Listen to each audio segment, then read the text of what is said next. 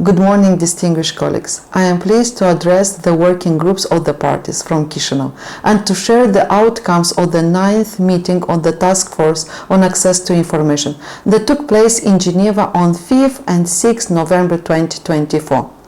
Let me recall that the work of the task force in the current intersessional period focused on the areas identified in Decision 7/1 of the meeting of the parties on promoting effective access to information and was built on the outcomes of the respective thematic session of the working groups of the party and its 26th meeting in June 2022. At the 9th meeting, the task force focused on the dissemination of environmental information through the use of electronic information tools, access to environmental-related product information, the transparency of the public authorities, and whistleblowers' protection. Regarding the dissemination of environmental information, the task force took stock on experience in the implementation or the updated recommendation or the more effective use of electronic information tools, as well as the use of modern technologies by the public for collecting, exchanging, and using environmental data and information. Experience were shared regarding the development of the global environmental data strategy under the auspices of the United Nations Environmental Programme, and different electronic information tools developed by Armenia, Albania, Georgia, Guinea-Bissau, Kazakhstan, North Macedonia, and Tajikistan, as well as by the Group on Earth Observations. Several non-governmental organizations presented trends and shortcomings in using electronic tools to disseminate environmental data and information. As highlighted by speakers, the current trend in modernization of existing and the development of new national-wide digital environmental information system continued. The application of the once-only principle for data collection was also explored. The participants highlighted the importance of public participation, user feedback, the new technologies such as artificial intelligence and blockchain in such process. The participants also discussed measures required to mitigate the effect of the digital divide and promote digital inclusion, as well as the role of citizen science and the media in raising environmental awareness. In this regard, I'd like to underscore the need to continue developing and updating national notes for the Aarhus clearinghouse and updating the collection of case studies on electronic information tools so we can accelerate knowledge sharing and scale up capacity building in the Convention's implementation.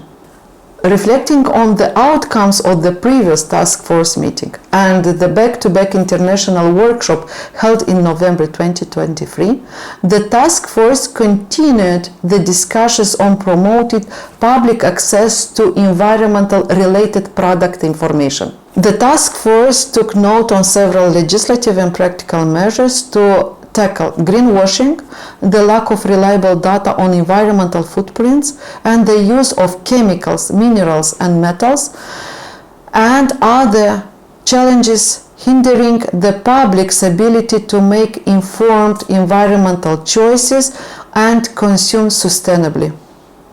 Representatives of the European Commission, Serbia, Kyrgyzstan, the United Nations Convention on Trade and Development, UNEP, the United Nations Center for Trade Facilitations and Electronic Business, the European Committee for Standardization and European Committee for Electronic Standardization, the Aarhus Eco Forums and the private sector shared experiences in promoting access to product information, sustainable chemistry, product eco-design, digital product passports, and green claims verification. The participants learn about further progress in developing UNEC recommendation number 49, transparency on scale, the United Nations Transparency Protocols, as well as the European Committee for Standardization and European Committee for Electronic Standardization, standardization activities on digital product passport system in the European Union.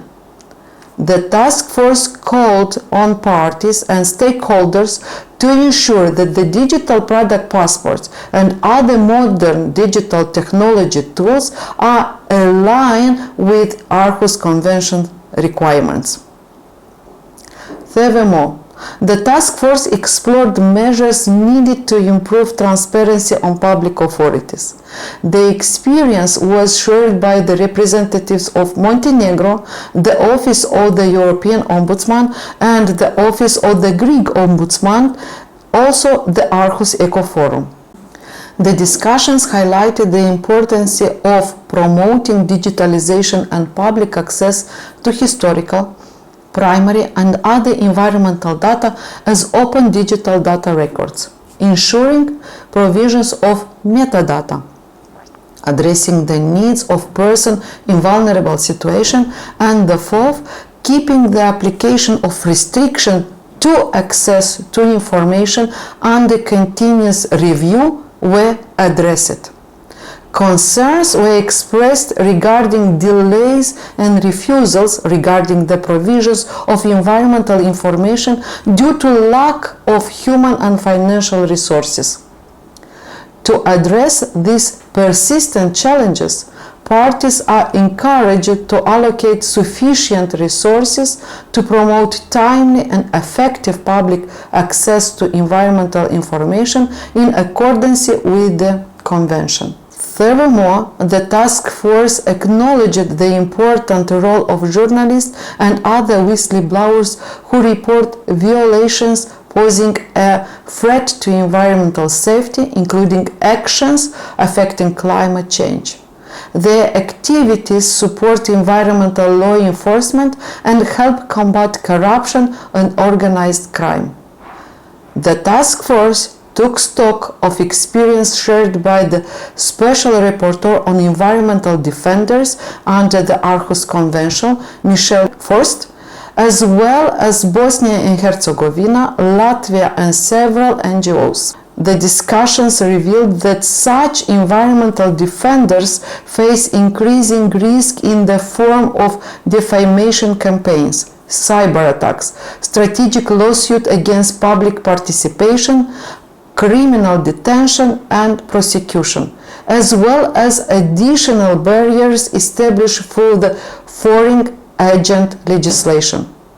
The task force called for the establishment of the effective legal framework to protect whistleblowers and other environmental defenders, safeguards against strategical lawsuits against public participation, effective system for reporting and investigating abusive actions, and targeted training sessions for public authorities, law enforcement officials, and private persons on the respective obligation under the Convention.